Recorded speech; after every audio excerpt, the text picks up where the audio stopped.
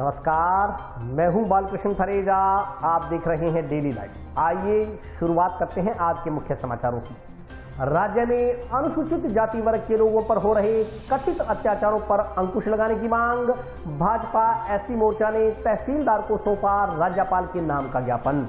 Truck में current प्रवाहित होने से बजरी उतार रहे श्रमिक की मौत। चालक के खिलाफ लापरवाही बरतने के आरोप में मामला दर्ज। सीबीएसई ने जारी किया 10वीं कक्षा का परीक्षा परिणाम। एनपीएस विद्यालय के विद्यार्थियों ने किया उत्कृष्ट प्रदर्शन। जोहड़ पायतान की भूमि से कब्जे हटाने की मांग। गांव ढालिया के बाशिंदों ने जिला कलेक्टर को सौंपा ज्ञापन। शिक्षकों की विभिन्न मांगों को पूरा करने की मांग। शिक्षक संघ शेखावत ने मुख्यमंत्री के नाम का ज्ञापन सौंपा जिला कलेक्टर को। काशी विश्वनाथ मंदिर में धार्मिक आयोजनों का सिलसिला जारी। महाआरती में शामिल श्रद्धालुओं ने लगाए भगवान शंकर के जयकारे। और अब समाचार विस्तार से। राज्य में अनुसूचित जाति वर्ग के लोगों पर हो रहे कथित अत्याचारों पर अंकुश लगाने की मांग को लेकर भाजपा एससी मोर्चा ने राज्यपाल के नाम का एक ज्ञापन तहसीलदार को सौंपा। राज्य में अनुसूचित जाति वर्ग के लोगों पर हो रहे अत्याचार पर अंकुश लगाने की मांग को लेकर भाजपा एससी मोर्चा ने राज्यपाल के नाम का एक ज्ञापन तहसीलदार को सौंपा। सौंपे गए ज्ञापन में कहा गया है कि राजस्थान में विगत लगभग 31 माह से कांग्रेस सरकार शासन में है। राजस्थान सरकार के मुख्यमंत्री समय गृह मंत्री के रूप में मंत्रालय को संभाल रहे हैं। जब से राजस्थान में कांग्रेस सरकार सत्ता में आई है, तब से राजस्थान में अराजकता का माहौल बना हुआ है। दलित और महिलाओं पर अत्याचार की इस दौरान अकल्पनीय रूप से बढ़ोतरी हुई है। इनकी पुष्टि एनसीआरबी के आंकड़ों से साफ तौर पर होती है। 30 जुलाई को श्रीगंगानगर में दलित समाज के भाजपा नेता कैलाश मेघवाल पर भीड़ की ओर से पुलिस की मौजूदगी में सुनियोजित तरीके से आक्रामक रूप से हमला करके घायल करते हुए कपड़े फाड़ दिए गए। इस घटनाक्रम में पुलिस प्रशासन भी संदेह के घेरे में है। इस घटनाक्रम के बाद राजस्थान के संपूर्ण दलित समाज में रोष व्याप्त है। पुलिस थाना में रिपोर्ट दर्ज कराने के बाद भी अभी तक अपराधी बेखौफ घूम रहे हैं। इससे प्रतीत होता है कि ऐसे अपराधियों को सरकार का संरक्षण प्राप्त है। दलित समाज इस घटनाक्रम में शामिल अपराधियों को तुरंत गिरफ्तार न करने पर संपूर्ण राजस्थान में बड़ा आंदोलन करने को तत्पर है। ज्ञापन में कहा गया है कि अभी तक तो अनुसूचित जाति वर्ग का आम आदमी ही इस दौर से गुजर रहा था, लेकिन अब तो कुछ समय से इस वर्ग के वरिष्ठ जनप्रतिनिधि और जननेता भी सुरक्षित नहीं है। पूर्व में भरतपुर सांसद रंजीता कोहली पर हुआ हमला भी सरकार की नाकामी का उदाहरण है। आए दिन दलितों पर हो रहे अत्याचारों को रोकने में राजस्थान सरकार पूरी तरह से नाकाम साबित हो रही है। इससे स्पष्ट होता है कि यह कांग्रेस सरकार इन संवेदनशील मुद्दों पर भी असंवेदनशीलता के साथ काम कर रही है। भाजपा एससी मोर्चा ने ज्ञापन के माध्यम से राज्यपाल से मांग की कि राजस्थान सरकार को दलित अत्याचारों के प्रति संवेदनशील बनते हुए राजस्थान में अनुसूचित जाति वर्ग को सुरक्षा देने के लिए दिशा निर्देश जारी किए जाएं। ज्ञापन देने वालों में पूर्व सरपंच अशोक जोया, प्रदीप कड़वा, मदन कड़वा, दीपक खाती, जंटा सिंह, राकेश ढील सहित अन्य कार्यकर्ता मौजूद रहे। अभी जो पीछे गंगानगर में घटना घटी, सबको आप लोगों को पता है कि एससी मोर्चा के प्रदेश अध्यक्ष कैलाश मेघवाल जी पे जो हमला हुआ वो बहुत ही निंदनीय था और समाज में हर वर्ग में इनकी घोर निंदा की जा रही है। और ऐसी घटना किसी के साथ भी न हो, चाहे किसी पार्टी का हो, लेकिन कोई भी आपस में कोई मुद्दा होता है तो आपस में बैठ के इसका सुलझाना कर सकते हैं, लेकिन मारपीट करना और है ये हमारे समाज के लिए बहुत ही निंदनीय है। और हम चाहते हैं कि आगे ऐसी घटना कभी न घटे और उन जो इसमें दोषी है उनको कड़ी से कड़ी सजा मिलनी चाहिए। सरकार से आह्वान करता हूं कि उनको जल्द से जल्द गिरफ्तार किया जाए।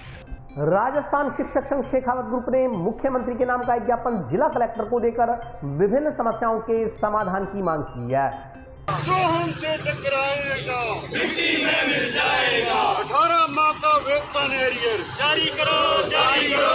18 माह का वेतन एरियर जारी करो, जारी करो। विभिन्न मांगों को लेकर राजस्थान शिक्षक संघ शेखावत द्वारा मुख्यमंत्री के नाम का एक ज्ञापन जिला कलेक्टर को सौंपा गया। ज्ञापन में कहा गया है कि सरकार के गठन के 2.5 साल बाद भी शिक्षकों की वाजिब मांगों का समाधान नहीं किया गया है और न ही बार बार आग्रह के बावजूद सक्षम स्तर पर संगठन के साथ द्विवर्षीय वार्ता के माध्यम से मांगों के समाधान की प्रक्रिया सरकार द्वारा अपनाई गई। ज्ञापन के अनुसार संगठन ने 14 जून सन 2021 को ज्ञापन भेजकर संगठन के मांग पत्र पर वार्ता कर शिक्षकों की मांगों का निस्तारण करने की मांग की थी, लेकिन शिक्षकों की वाजिब मांगों का निराकरण नहीं नहीं होने से शिक्षकों में रोष व्याप्त है। इसलिए संगठन ने आंदोलन के प्रथम चरण में 1 जुलाई को जिला शाखाओं के माध्यम से सरकार को आंदोलन का नोटिस दिया था। द्वितीय चरण में 3 से 5 जुलाई तक ट्विटर अभियान चलाया। तृतीय चरण में 9 जुलाई को उप शाखाओं द्वारा आंदोलन का नोटिस दिया गया। चौथे चरण में 10 से 18 जुलाई के बीच विधायकों को ज्ञापन दिए गए एवं 5वें चरण में 15 जुलाई को भोजन अवकाश के समय विद्यालयों में विरोध सभाएं कर प्रतिरोध दिवस मनाकर सरकार का ध्यान शिक्षकों की मांगों की ओर आकर्षित किया गया। लेकिन इस सब के बावजूद सरकार द्वारा संवेदनहीनता का प्रदर्शन करते हुए स्थितियों में कोई सुधार नहीं किया जा रहा। इससे शिक्षकों में सरकार के खिलाफ रोष है। राजस्थान शिक्षक संघ शेखावत के पदाधिकारियों ने ज्ञापन के माध्यम से शिक्षकों की समस्याएं शीघ्र ही निस्तारित करने की मांग की है। ओपीएस लागू करो, लागू करो, लागू करो, ओपीएस लागू करो, लागू करो। आज प्रांतीय आह्वान पर पूरे राजस्थान के अंदर 16 सूत्री मांग पत्र को लेकर के जिला मुख्यालय पर माननीय मुख्यमंत्री महोदय के नाम ज्ञापन दिया जाना था कलेक्टर महोदय के मार्फत। तो आज हमने प्रदर्शन करके अपना वो ज्ञापन दिया है। उस ज्ञापन की जो 16 मांगे हैं उनके ऊपर सरकार पिछले काफ़ी समय से बार बार संगठन मांग कर रहा है, उनका निस्तारण नहीं किया जा रहा। इस वजह से संगठन ने यह आंदोलनात्मक रूप अपनाया है। यह हमारा आंदोलन पिछले 1 महीने से विद्यालय स्तर से शुरू हुआ है। आज जिला कलेक्टर स्तर पर प्रोग्राम है। आगे आने वाले समय में हो सके मुख्यालय या जयपुर के अंदर भी बड़ा प्रदर्शन कर सकते हैं अगर अभी संगठन की मांगे नहीं मान ली। मुख्य मांगे ये है कि संगठन काफ़ी समय से मांग कर रहा है अभी जो स्थानांतरण पॉलिसी है उसके अंदर आज भी डिजायर प्रथा है, जिसको वास्तव में जरूरत है उसके स्थानांतरण नहीं हो पाता। संगठन की काफ़ी लंबे समय से मांग है अभी स्थायी स्थानांतरण नीति लागू की जानी चाहिए। तृतीय श्रेणी अध्यापक है उनके स्थानांतरण हो ही नहीं रहे, राज्य सरकार खोलती नहीं। तो संगठन की ये मांग है भी उनका भी स्थानांतरण पॉलिसी बना करके उनके स्थानांतरण किया जाए। पीडी मद के अंदर जो अध्यापक हैं उनको समय पर वेतन नहीं मिल पाता, उनकी वेतन व्यवस्था भी सही नहीं है। तो संगठन की ये मांग है भी उनके लिए जो बजट है एकमुश्त जारी किया जाए और उनमें आरण वितरण अधिकारी पीओ को बनाया जाए। तीसरा, एनपीएस खत्म की जाए, उसकी जगह ओपीएस लागू की जाए। डीए एरियर का भुगतान शिक्षकों को अतिशीघ्र दिया जाए। जो 16 सूत्री मांग पत्र काफ़ी समय से चल रहे जो राष्ट्रीय नीति है उसको रद्द करके संगठन मांग करता है वो रीति कहीं भी सार्वजनिक शिक्षा के हित में नहीं है, तो उसके अंदर संशोधन किया जाए। आज प्रांतीय आह्वान पर 16 सूत्री मांग पत्र को लेकर के हमने जिला कलेक्टर पर प्रदर्शन करते हुए कलेक्टर महोदय को मुख्यमंत्री महोदय के नाम ज्ञापन दिया है। इसमें हमारी 16 सूत्री मांग पत्र जो है विद्यालय स्तर से ये आंदोलन प्रारंभ हुआ था और पीछे तहसील पर ज्ञापन दिए गए थे और आज पूरे राजस्थान में जिला स्तर पर ये प्रदर्शन हुआ और ज्ञापन दिए गए हैं। अभी भी अगर सरकार नहीं मानेगी तो हम इसको आंदोलन को और तेज करेंगे। तो उन मांगों में हमारी मुख्य मांग जो है स्थायी स्थानांतरण नीति लागू करना और नई पेंशन की जगह पुरानी पेंशन योजना लागू करना और ऋण विसंगतियाँ दूर करना, इस तरह की मांगे हैं। और जो अल्प वेतन भोगी लोग हैं जैसे कुकम हेल्पर है, आंगनबाड़ी है, सहायता, उनको पूरा वेतन कम से कम मासिक 16,000 रुपये 18,000 रुपये दिया जाए। इस तरह की मांगे 16 सूत्री मांग पत्र है, इसको लेकर हमने आज ज्ञापन दिया। बिजली की तारें छूने से ट्रक में प्रवाहित हुए करंट लगने से बजरी उतार रहा एक श्रमिक गंभीर रूप से झुलस गया। जिला अस्पताल ले जाते समय रास्ते में ही मजदूर की मौत हो गई। इस संदर्भ में ट्रक चालक के खिलाफ लापरवाही बरतने से मौत के संदर्भ में सदर पुलिस थाना में मामला दर्ज किया गया है। ऊपर से गुजर रही विद्युत तारें छूने से ट्रक में करंट प्रवाहित होने से बजरी उतार रहा एक मजदूर गंभीर रूप से घायल हो गया। जिला अस्पताल में ले जाते समय रास्ते में ही मजदूर की मौत हो गई। इस संदर्भ में ट्रक चालक के खिलाफ लापरवाही बरतने से मौत होने के संबंध में सदर पुलिस थाना में मामला दर्ज किया गया। जानकारी के अनुसार सूरज सिंह पुत्र वीरेंद्र सिंह नाई निवासी W18 ने रिपोर्ट दर्ज करवाते हुए कहा कि वह मजदूरी पेशा व्यक्ति है। मंगलवार को वह तथा उसका साथी मजदूर नाम निवास राजेंद्र सिंह पुत्र हरबोल सिंह निवासी डबलीवास को ट्रक नंबर RJ07 GC 7217 पर बजरी उतारने के लिए गांव धोलीपाल गए हुए थे। सुबह करीब 8:15 बजे वे तीनों गांव धोलीपाल में सरकारी अस्पताल के पास विश्वकर्मा बिल्डिंग मटेरियल स्टोर पर ट्रक से बजरी उतार रहे थे। राजविंदर सिंह ट्रक की खिड़की में से बजरी उतार रहा था। इतने में ट्रक चालक मगाराम ने बिना कोई हॉर्न बजाए व बिना कोई सूचना दिए ट्रक को लापरवाही व गफलत से चलाकर एकदम पीछे कर दिया। इससे ऊपर से गुजर रही बिजली की तारों से ट्रक टकरा गया और ट्रक में करंट प्रवाहित होने से साथी मजदूर राजविंदर सिंह गंभीर रूप से घायल हो गया। उसे तुरंत नजदीक स्थित धोलीपाल के सरकारी अस्पताल में ले जाया गया। वहाँ से उसे टाउन के राजकीय जिला चिकित्सालय में रेफर कर दिया गया, लेकिन जिला अस्पताल पहुंचे तो चिकित्सकों ने राजविंदर सिंह को मृत घोषित कर दिया। पुलिस ने ट्रक चालक के खिलाफ धारा 279, 304A के तहत मामला दर्ज कर जांच शुरू की है।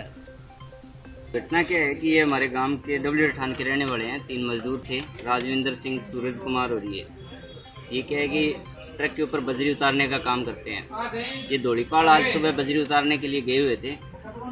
विश्वकर्मा बिल्डिंग मटेरियल के नाम से कोई दुकान है, उस दुकान पे तो वहाँ पर क्या है कि पहले भी ये वहाँ पर बजरी उतार कर आए हैं। तो इन्होंने बताया था दुकान वालों को भी यहाँ पर करंट आता है, ये तारें सही करवाओ। और बिजली विभाग को इन्होंने एप्लीकेशन दे रखी है, लेकिन अभी तक वो तो हुआ नहीं। और वो ट्रक क्या है कि साथ लग गया, उसके ड्राइवर की भी लापरवाही है, उसने क्लच छोड़ा, ब्रेक करते वक्त ध्यान नहीं दिया। लापरवाही की वजह से वो करंट उस बच्चे के लड़के लग गया, राजविंदर सिंह के, और वो मौके पर ही एक्सपायर हो गया। अभी मुकदमा दर्ज करवाया है, तो पोस्टमार्टम वगैरह हो रहा है, उसके बाद जा रहे हैं। मांग यही है भी इसको उचित जो मुआवजा है वो मिलना चाहिए। इसके घर वालों को, छोटे छोटे बच्चे हैं इसके 5, उनको संभालने वाला कोई नहीं है, बुजुर्ग माँ बाप हैं, वृद्ध, हालत खराब है, बीपीएल परिवार है ये। गांव धारिया स्थित जोहड़ पायतान की भूमि से अवैध कब्जे हटाने की मांग को लेकर ग्रामीणों ने जिला कलेक्टर को ज्ञापन सौंपा। ग्राम पंचायत ढालिया के जोहड़ पातान से अतिक्रमण हटाने की मांग को लेकर ग्रामीणों ने जिला कलेक्टर को ज्ञापन सौंपा। ज्ञापन में कहा गया है कि ग्राम पंचायत सतीपुरा के अधीन आने वाले ग्राम ढालिया में एक सार्वजनिक जोड़ है जो पिछले करीब 125 वर्षों से स्थापित है। अब गांव के कुछ लोगों ने इस जोड़ की जगह पर अवैध कब्जे कर लिए हैं तथा कुछ अन्य व्यक्ति भी इस जोड़ में कब्जा करने की फिराक में है। ज्ञापन के अनुसार गाँव में जो जोड़ है उस जोड़ में पूरे गाँव के घरों का पानी एवं बरसात के समय में बरसाती पानी एकत्रित होता है, लेकिन अवैध कब्जों की वजह से जोड़ बंद हो चुका है। इससे ग्रामीणों को काफी असुविधाओं का सामना करना पड़ रहा है। ज्ञापन के अनुसार ढालिया का यह जोड़ लगभग 14 बीघा भूमि में फैला है, जिस पर कब्जाधारियों ने अपना कब्जा कर लिया है। ज्ञापन में अतिशीघ्र जोड़ को कब्जे से मुक्त करवाने की मांग की गई है। ज्ञापन देने वालों में चेतराम, हिदायत अली, मकबूल मोहम्मद, सुनीता देवी सहित अन्य ग्रामीण मौजूद थे। डालिया के ग्रामवासी हैं, तो हमारे गांव में जैसे कि पीडब्ल्यूडी सड़क का निर्माण करेंगे, तो उसमें उसके साथ में खाला निर्माण नहीं कर रहे हैं, क्योंकि जैसे हर रोड बनती है जो भी पीडब्ल्यूडी की, उसके साथ में खाला होता है। खाला के ना बनने से पानी की निकासी जोड़ पैतन में नहीं हो रही है। इस कारण हमारे घरों के पास, गाँव के अड्डे पे पानी खड़ा रहता है, उससे बहुत ज़्यादा दिक्कत हो रही है। अगर नाला निर्माण न होता है सड़क भी टूट जाएगी। इस कारण हमारी यही मांग है कि जल्दी से जल्दी सड़क के साथ, सड़क तो भी बनी रही, उसके साथ में नाले का निर्माण भी हो। लेकिन जैसे ही हम पीडब्ल्यूडी के अधिकारियों के पास गए तो उन्होंने कहा नहीं जी हमने तो सड़क सैंक्शन कर दी, उसमें नाले का निर्माण नहीं हो सकता, आप सरपंच जी के पास जाओ। वैसे हम सरपंच जी के पास गए तो वो कहते कि नहीं हम नाला नहीं बनाते, आप पीडब्ल्यूडी के पास जाओ। ऐसे गोल मटोल एक दूसरे के पास देख करके कोई भी हमारा हल नहीं करेगा। ताली में जी रोड बन गई पीडब्ल्यू वालों की, जिसमें पानी की निकासी के लिए खाड़ा नाल साथ में नहीं बना रहे, इसलिए और एक जोड़ पात्र पे अतिक्रमण हो गए, उसको बहुत एप्लीकेशन लगा दी, अपनी कोई सुनवाई नहीं हुई। इसलिए पहले मिले हैं, बहुत बार मिले, आज भी मिले, बहुत एप्लीकेशन गए, आज तक कोई कार्रवाई नहीं, कुछ नहीं कहते जी हो जाएगा ये कह पानी की निकासी और जितना भी अतिक्रमण है वो हटाया जाएगा। नीलकंठ महादेव सेवा समिति द्वारा संचालित काशी विश्वनाथ महादेव मंदिर में चल रहे धार्मिक आयोजनों के तहत आज शाम श्रद्धालुओं ने महाआरती में हिस्सा लिया। श्री नीलकंठ महादेव सेवा समिति द्वारा संचालित काशी विश्वनाथ महादेव मंदिर में मूर्ति की प्राण प्रतिष्ठा के तहत चल रहे कार्यक्रमों के सिलसिले में आज शाम शहर के प्रबुद्धजनों द्वारा मंदिर में पहुंचकर आरती में भाग लिया गया। समिति अध्यक्ष अश्विनी नारंग ने बताया कि नीलकंठ महादेव सेवा समिति द्वारा भगवान काशी विश्वनाथ का मंदिर स्थापित करवाया गया है। इस मूर्ति की प्राण प्रतिष्ठा 6 अगस्त को होगी। आज शाम भगवान शिव भोले की आरती में जिला पुलिस अधीक्षक श्रीमती प्रीति जैन, सभापति गणेश बंसल सहित शहर के गणमान्य लोगों ने भाग लिया। उन्होंने कार्यक्रमों के संदर्भ में जानकारी देते हुए बताया कि 6 अगस्त को अल सुबह 4:30 बजे ब्रह्म मुहूर्त में मूर्ति की प्राण प्रतिष्ठा होगी। मूर्ति की प्राण प्रतिष्ठा के उपलक्ष्य में 9 विद्वान पंडितों की ओर से लगातार पूजा अर्चना भी करवाई जा रही है। भगवान शिव की कृपा से आज पूजन का, पंचांग पूजन का 3रा दिन था। शनिवार से पूजा शुरू हुई, जो आज 3रा दिन शंकर जी का जलाभिषेक किया। शहर के गणमान्य व्यक्ति यजमान बने, जिन्होंने मंदिर में तन मन धन से सहयोग दिया। इसी तरह ये कार्यक्रम 5 तारीख तक चलेगा। 5 तारीख को शोभा यात्रा सुबह 11 बजे मंदिर प्रांगण से होती हुई शहर के मुख्य मार्गों से होती हुई वापस मंदिर पहुंचेगी। शनिवार, शुक्रवार 6 अगस्त शिवरात्रि के पावन अवसर पर मूर्ति प्राण प्रतिष्ठा और भंडारा रहेगा। मैं सभी शहरवासियों से पुनः अपील करूंगा, अनुरोध करूंगा कि सभी लोग पधार कर भोले बाबा का जलाभिषेक करें, आशीर्वाद प्राप्त करें और समिति को भी आशीर्वाद दें। मैं पूरे शहर का धन्यवाद करता हूं जिन्होंने समिति का पूरा तन मन धन से सहयोग किया और मैं उनसे क्षमा प्रार्थी भी हूं कि उन सब के पास हम जा नहीं पाए, क्योंकि कोविड की पालना के लिए सरकार के निर्देशों द्वारा कुछ सूक्ष्म का कार्य किया गया है। इसलिए मैं फिर भी शहर व सभी से अनुरोध करूँगा कि कोविड की पालना करते हुए सभी लोग यहाँ आएँ, भगवान शंकर का आशीर्वाद प्राप्त करें और लंगर प्रसाद लें। देवभूमि में भगवान श्री शिव का जो है काशी विश्वनाथ मूर्ति प्राण प्रतिष्ठा का यज्ञ चल रहा है। नीलकंठ महादेव सेवा समिति के द्वारा प्रायोजित पूर्वकृत संकल्प जो था, बहुत लंबे समय से संकल्प था नीलकंठ महादेव सेवा समिति का कि भगवान शिव का बहुत विशाल दिव्य देवालय का निर्माण करें और यहाँ के क्षेत्र के लोगों को काशी विश्वनाथ जाने की बजाय यहाँ काशी विश्वनाथ स्वयं भगवान जो है विराजमान हो जाए, ऐसा दिव्य देवालय बने।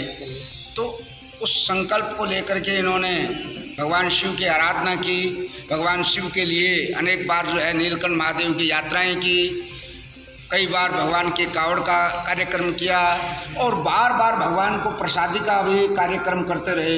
हर शिवरात्रि को भगवान को आने का निमंत्रण देते रहे कि प्रभु आप आज यहाँ आइए, और यहाँ भंडारा करते रहे कि प्रभु आप भंडारे में आकर के हमारा जो है कार्य पूर्ण करें, हमने जो संकल्प लिया है। इस प्रकार से इन्होंने बहुत वर्षों से जो है भंडारे का, अन्न वितरण का, प्रजा के जो है सुख में और दुख में सब प्रकार से सहयोग देने का इन्होंने जो बेड़ा उठाया था, उस बेड़े को पूर्ण करने के लिए भगवान शिव ने इनको जो है इजाज़त दी कि आप जो है मेरा जो है स्थान काशी विश्वनाथ नाम से जो है यहाँ स्थापित करें। और इनको ऐसी सत्प्रेरणा हुई, उसी प्रेरणा से भगवान शिव के नीलकंठ महादेव सेवा समिति के कई सदस्य पहले भगवान शिव की कृपा से और उन्हीं की प्रेरणा से मानसरोवर और अमरनाथ और कैलाश की यात्रा की भी करके आ चुके हैं। उसके बाद इनका मन जो है भगवान शिव में नितांत रत रहते हुए इन्होंने इस संकल्प को करने के लिए शिलान्यास किया। 2018 में शिलान्यास किया और उस शिलान्यास के बाद में जनता का, क्षेत्र की जनता का तन मन धन से सहयोग, पूर्ण रूप से सहयोग मिला और उसी सहयोग से ये देवालय आज जो है अपने सामने स्थित है। काशी विश्वनाथ महादेव भगवान की मूर्ति प्राण प्रतिष्ठा का कार्यक्रम गत 31 तारीख से प्रारंभ हुआ है। 31 तारीख से प्रारंभ होकर के 6 तारीख को प्रातः ब्रह्म मुहूर्त में मूर्ति प्राण प्रतिष्ठा होगी और 10 बजे के उपरांत जो है शहर के सभी नगरवासियों के लिए भगवान के दर्शन, पूजा अर्चन के लिए भगवान के जो है भगवान उपलब्ध रहेंगे। 10 बजे के बाद अनुशासन के साथ और अपनी पूजा सामग्री से विधि पूर्वक भगवान का सब पूजन कर सकेंगे। ये अवसर सबको मिलेगा। और अभी वक्त है ब्रेक का, हाजिर होता हूँ छोटे से ब्रेक के बाद।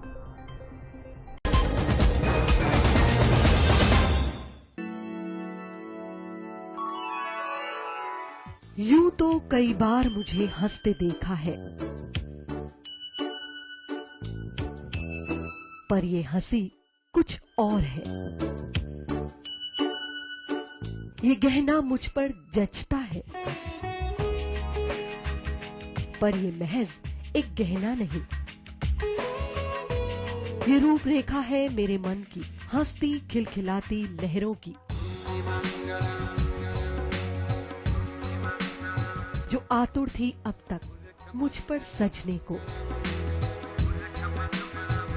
इसलिए ये गहना ही मेरा सच्चा श्रृंगार है, श्रृंगार है, श्रृंगार है।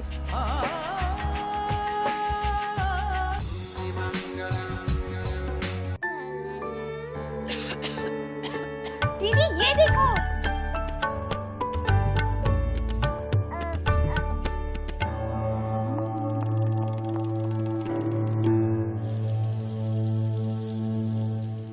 नोवेल कोरोना वायरस बीमारी को फैलने से रोका जा सकता है। खांसी और छींक के बाद और बच्चे को छूने से पहले अपने हाथों को साबुन से धोकर इसे फैलने से रोक सकते हैं। वो डॉक्टर साहब हैं? भाई साहब खांसी और बुखार था, सोचा चेक करवा लूं।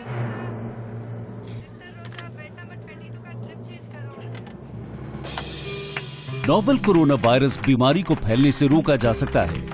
बुखार के साथ खांसी और छींक होने पर तुरंत नजदीकी हेल्थ क्लिनिक या केंद्र जाएं। ब्रेक के बाद स्वागत है।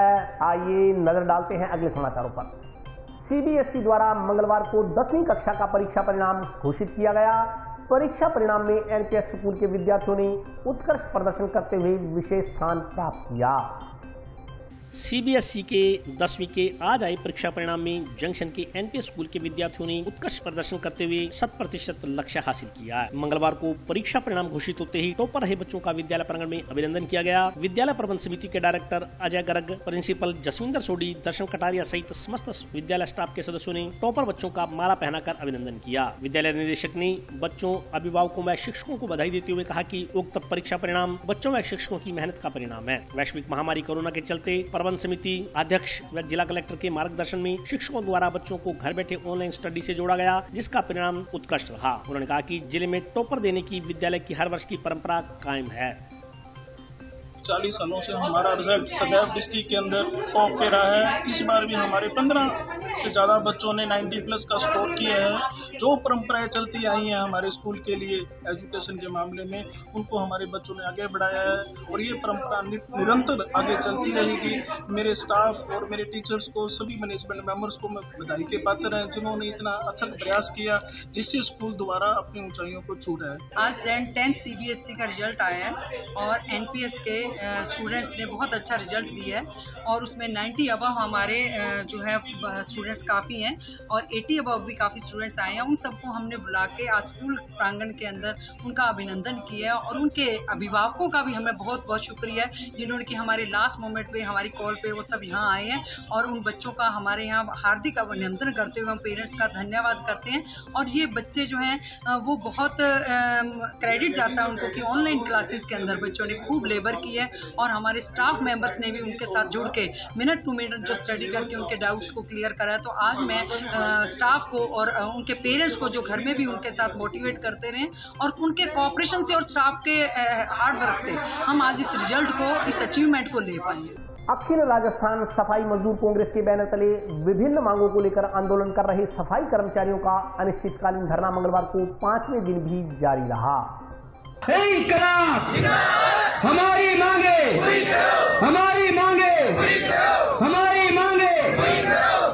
अखिल राजस्थान सफाई मजदूर कांग्रेस के बैनर तले 6 सूत्री मांगों को लेकर आंदोलन कर रहे सफाई कर्मचारियों का बेमियादी धरना मंगलवार को 5वें दिन भी टाउन स्थित नगर परिषद मुख्य कार्यालय के समक्ष जारी रहा। मंगलवार को 5वें दिन सफाई कर्मचारियों ने नगर परिषद अधिकारियों के खिलाफ व अपनी मांगों के समर्थन में नारेबाजी की। साथ ही अभी तक मांगों के संदर्भ में वार्ता के लिए नहीं बुलाए जाने के विरोध में मंगलवार को दोपहर बाद नगर परिषद कार्यालय के गेट के समक्ष सभापति व आयुक्त के प्रतीकात्मक पुतलों का दहन किया गया। इससे पहले टाउन बाजार में पुतलों की शव यात्रा निकाली गई। पुतला दहन के मौके पर हुई सभा में कर्मचारी नेताओं ने कहा कि सोमवार को नगर परिषद कार्यालय का घेराव किया गया था ताकि अधिकारी उन्हें वार्ता के लिए बुलाएं, लेकिन उन्हें वार्ता के लिए न्योता नहीं दिया गया। लेकिन अब सफाई कर्मचारियों की चुप्पी टूटने के कगार पर है। 5 दिनों से सफाई कर्मचारी अपना घर परिवार छोड़कर गर्मी में नगर परिषद कार्यालय के समक्ष धरने पर बैठे हैं। उन्होंने कहा कि आंदोलन की कड़ी में नगर परिषद सभापति व आयुक्त का पुतला दहन किया गया है ताकि नगर परिषद अधिकारियों के कानों तक उनकी बात पहुंचे और वे कर्मचारियों की मांगे सुनकर उसका निस्तारण करवाएं। इस संदर्भ में स्पष्टीकरण देते हुए नगर परिषद सभापति गणेश बंसल ने कहा कि धरने पर बैठे लोगों में कुछ ही सफाई कर्मचारी हैं जो वर्षों से अन्य कार्यालयों में जमे बैठे थे। उन्होंने कभी सफाई का काम नहीं किया। कुछ कर्मचारी कलेक्ट्रेट व अन्य जगहों पर डाक बांटने का काम कर रहे थे। ऐसे कर्मचारियों को अब सफाई करने के कार्य पर लगाया गया है। वर्षों से खाली बैठे इन लोगों को अब काम करना पड़ रहा है। इसी बात से नाराज होकर कुछ लोगों की ओर से प्रायोजित तरीके से अन्य सफाई कर्मचारियों को बहला फुसलाकर अपने साथ धरने पर लगाया जा रहा है। लेकिन नगर परिषद अपना कार्य कर रही है। शहर की सफाई व्यवस्था दुरुस्त है। जरूरत पड़ी तो एनजीओ के माध्यम से सफाई कर्मचारियों की भर्ती कर ली जाएगी। हड़ताल पर जाने वाले सफाई कर्मचारियों के खिलाफ नियमानुसार कार्रवाई की जाएगी। आज 5वां दिन है धरने का और शांतिपूर्वक हम ये धरना दिए थे। चौथे दिन भी हमने, तीसरे दिन भी धरना दिया। चौथे दिन हमने बात करने के लिए आयुक्त महोदय का घेराव किया, चेयरमैन साहब का घेराव किया, लेकिन वो वार्ता के लिए सबके मत बिल्कुल भी नीचे नहीं आए, हमसे बात नहीं की। हम ये चाह रहे थे कि वो संतुष्टि से हमें संतुष्टि दे रहे इस बात के लिए कोई वार्ता करे, लेकिन ऐसा कुछ नहीं हुआ। और आज 5वां दिन है। 5वें दिन भी हम अपनी मांगों को लेकर सिर्फ नारेबाजी कर रहे हैं। किसी तरह का कोई शहरवासियों को किसी प्रकार का कोई नुकसान नहीं पहुंचा रहे हैं। तो अब हमारी जो चुप्पी है हम उसे तोड़ना चाहते हैं, क्योंकि बर्दाश्त की हद होती है। 5 दिनों से सफाई कर्मचारी अपना घर बार छोड़कर इस भयंकर गर्मी के अंदर बैठे हैं। नगर परिषद प्रशासन आयुक्त महोदय का और चेयरमैन साहब का पुतला फूकेंगे, पुतले को पूरे शहर के अंदर घुमाएंगे और यहीं लाकर उस पुतले को फूकेंगे। ये रोज प्रकट करेंगे ताकि इनकी आंखें खुले, इनके कानों तक हमारी आवाज आए। नगर परिषद के सामने जो सफाई कर्मचारियों के द्वारा धरना चलाया जा रहा है, ये कुछ एक ही नगर परिषद के कर्मचारी हैं जो वर्षों से पहले अन्य ऑफिसों में लगे हुए थे, जिन्होंने कभी सफाई का कार्य नहीं किया। जैसे जो रतनलाल अठवाल है, वो जब से नौकरी पर लगा था तब से वो कलेक्ट्रेट में और में डाक बांटने का कार्य करता था। मेरे कार्यकाल में अभी उसको पिछले साल ही सफाई के कार्य पर लगाया है। इस बात से उसमें पीड़ा है, इस कार्य से वो तो उसका भाई बिहारीलाल अठवाल तो कि राजकीय कर्मचारी है, ज्वाला सिंह वाला स्कूल में लगा हुआ है, उनके द्वारा प्रायोजित करके और कुछ एक जो सफाई कर्मचारी हैं जो कई इन्हीं के साथ के हैं, जो वर्षों से अन्य ऑफिसों में लगे हुए थे या कभी काम नहीं किया, वो अब उनको काम करना पड़ रहा है। इस वजह से वो अन्य बेचारे जो भोले वाले कर्मचारी है उनको बुला कर या धमका कर अपने साथ ले रहे हैं। लेकिन नगर परिषद अपना कार्य कर रही है, सफाई व्यवस्था दुरुस्त है। अगर जरूरत पड़ी तो हमें NGO भर्ती कर लेंगे। हम ये जो सफाई कर्मचारी जो हड़ताल पर जा रहे हैं, इनके विरुद्ध जो भी सक्षम कार्रवाई है वो की जाएगी। शिक्षा विभाग में समसा के तहत किए गए सिविल कार्यों का भुगतान करवाने की मांग को लेकर ठेकेदार संघ के सदस्यों ने मंगलवार को जिला कलेक्टर को ज्ञापन सौंपा। शिक्षा विभाग में समसा के तहत किए गए सिविल कार्यों का भुगतान करवाने की मांग को लेकर ठेकेदार संघ के सदस्यों ने मंगलवार को जिला कलेक्टर को ज्ञापन सौंपा। इस मौके पर ठेकेदार संघ सदस्यों ने बताया कि समसा के तहत स्कूल में सिविल कार्य SSA में कक्षों का निर्माण वर्ष 2017-18 में प्रारंभ किया गया था। फरवरी 2019 में कार्य संपूर्ण कर निर्माण को स्कूल में अधिग्रहण भी करवा दिया गया। इस निर्माण कार्य का 2 वर्ष 6 माह से भुगतान लंबित पड़ा है। समन्वय परियोजना शिक्षा विभाग जयपुर की ओर से समन्वय अतिरिक्त परियोजना शिक्षा विभाग हनुमानगढ़ को भुगतान 3-4 माह पहले भेज दिया गया था। ठेकेदारों की ओर से भुगतान करवाने के लिए कई बार लिखित व मौखिक रूप से ज्ञात करवाया गया, परंतु आज तक सक्षम अधिकारियों की ओर से कोई कार्रवाई नहीं की जा रही। आखिर में विभाग की ओर से ये बात कही गई कि उच्च अधिकारियों के लिखित आदेश प्राप्त होने के बाद ही भुगतान किया जाएगा। इसका पत्र हनुमानगढ़ से राज्य परियोजना निदेशक राजस्थान स्कूल शिक्षा परिषद जयपुर को भेजा जा चुका है, परंतु आज तक उसका कोई जवाब विभाग की ओर से नहीं दिया गया। ठेकेदार संघ ने जिला कलेक्टर से इस संदर्भ में कार्रवाई करते हुए भुगतान करवाने की मांग की है। इस मौके पर पवन गुदारा, सुंदर चोटिया सहित अन्य ठेकेदार मौजूद रहे। यूनियन के सभी ठेकेदारों ने जिला कलेक्टर को मांग रखी है कि समसा में SSA में काम किए का भुगतान बाकी पड़ा है। काफ़ी लंबे 2.5-3 साल से भुगतान बाकी है। विभाग वालों को बार बार कहने पर भुगतान नहीं किया जा रहा है। आज इस मांग को लेकर हम कलेक्टर साहब से मिले तो कलेक्टर साहब ने हमें आश्वासन दिया है कि आपका जल्दी भुगतान करवा दिया जाएगा। और इसी आशा के साथ हम अपने विश्वास लेके जा रहे हैं कि हमारा भुगतान होगा और जल्दी होगा। 1,90,00,000 रुपये 15-20 ठेकेदारों का बाकी है। वो पैसा है रमसा में के नाम से 3,78,00,000 रुपये आ चुके हैं और वो कह रहे हैं कि ये रमसा के नाम से आया है, ये SSA के नाम से नहीं है। मध्य जो MSDP है, मध्य एक ही है, वो कह रहे भी ये रमसा विभाग रमसा के तहत पैसा है, न कि SSA के तहत है। और इसकी परमिशन के लिए लेटर जयपुर को कार्यालय को भेज दिया है कि इस पैसे को SSA में मतलब भुगतान कर दिया जाए। उसका इंतज़ार करने से हो रहा है। थोड़ा 15/6/2021 को लेटर यहाँ से जारी किया था रमसा विभाग से जयपुर को, उसका अभी तक कोई जवाब नहीं है। इस बात को लेकर हम कलेक्टर साहब से मिले और सबको अवगत कराया और दिया। टाउन के नेहरू मेमोरियल विधि महाविद्यालय को स्थायी मान्यता दिलवाने की मांग को लेकर विद्यार्थियों की ओर से किए जा रहे आंदोलन की कड़ी में मंगलवार को कॉलेज प्रांगण में सद्बुद्धि यज्ञ किया गया।